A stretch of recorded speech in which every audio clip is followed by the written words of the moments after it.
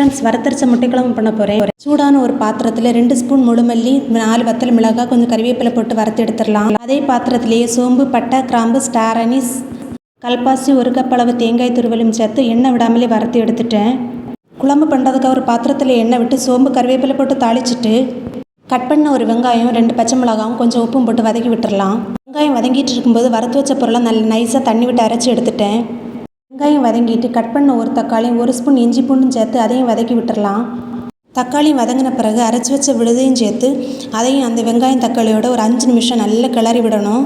நல்ல ஒரு வாசனை வந்த பிறகு தேவையான அளவு தண்ணி விட்டு வேக வச்ச முட்டையும் சேர்த்துட்டேன். உப்பு குறைவாக இருந்ததுனால கொஞ்சம் உப்பும் சேர்த்துருக்கேன். இது நல்லா கொதிக்க விட்டு கடைசியாக மல்லியில் போட்டு இறக்கி விட்டுடலாம். டேஸ்டியான வறுத்தரைச்ச முட்டை குழம்பு ரெடி ஆயிட்டு.